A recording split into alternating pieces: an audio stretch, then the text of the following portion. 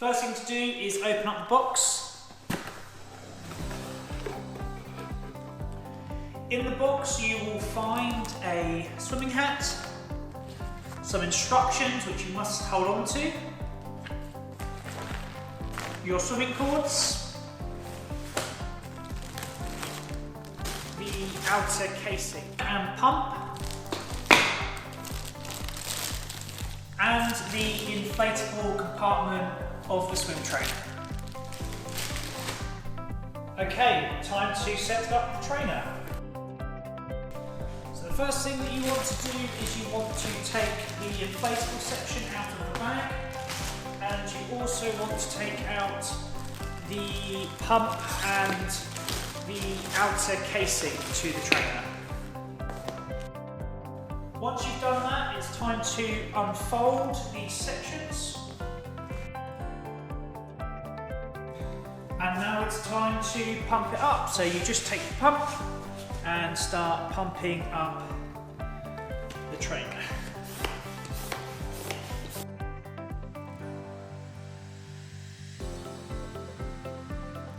So I finished partially inflating the inner section to the trainer. I'm now going to put it into the case before I finish off topping up the air. This is because if you pump this up fully before putting it into the case, firstly you'll struggle to get it in the case, and also the case helps to keep the specific structure. So we want to make sure that it's in the case so that when it starts expanding out, it holds its form properly and you can get a good gauge of the pressure that it should be.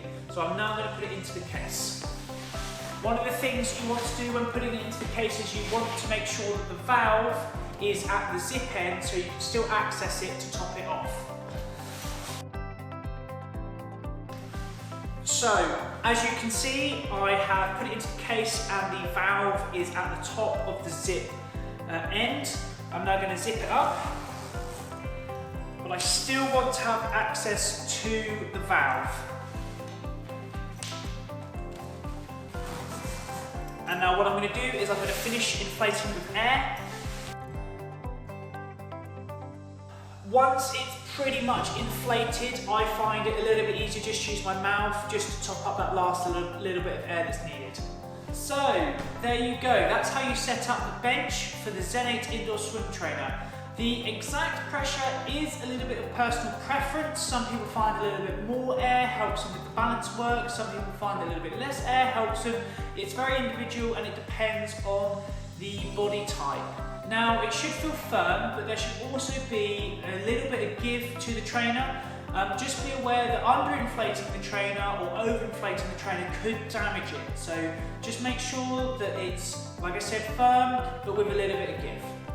Okay, on to how to set up the bands. Now, in regards to band height, I like to be about hip height. So any sort of door handle will work for that sort of height. Some people use the bands a little bit higher, some people like them a little bit lower. It will depend on your body type and how tall you are.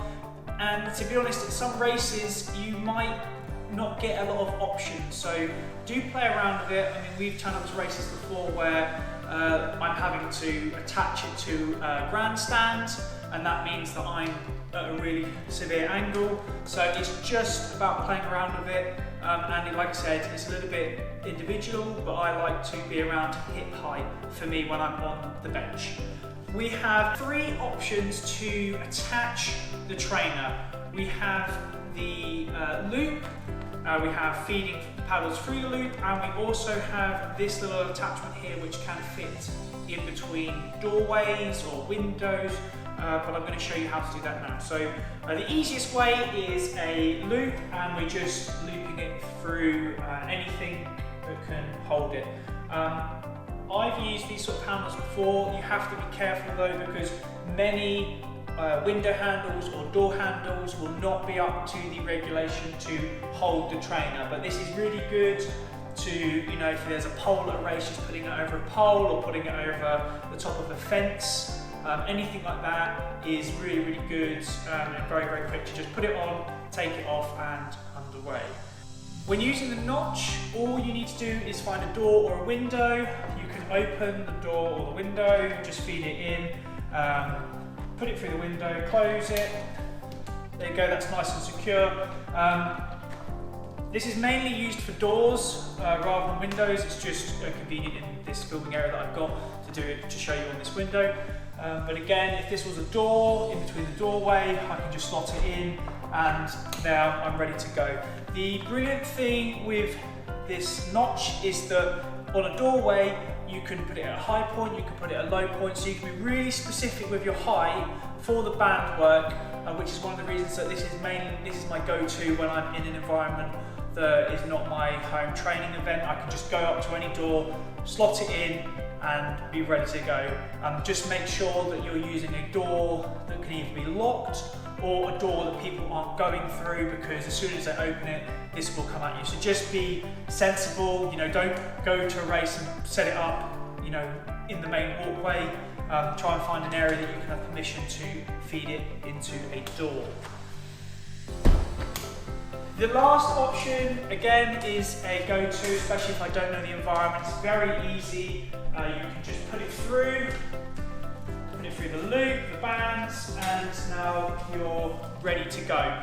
Ideally, you want it so this section is free and it's not that you've got it like this, because then you will wear down the stretch cords. There have been times at races where I put it around poles that has been like this. That is a last resort. If it goes like this, you will damage the band. So make sure that it's nice and secure, and like I said, it can be anywhere on the actual loop itself, but make sure that it's not on the bands.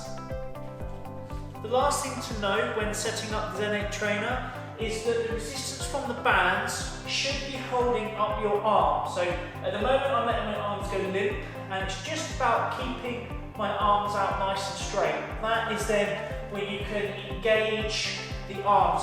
If your hands are dropped down here, you're not really getting a good enough workout on the arms. So again, when you're setting it up, you want the arms so that the band resistance is able to hold your hands out in front of you without you needing to do anything. So from there, I can then immediately get into my catch and then push through. I hope you've enjoyed this short video in how to set up the ZEN8 Indoor Swim Trainer.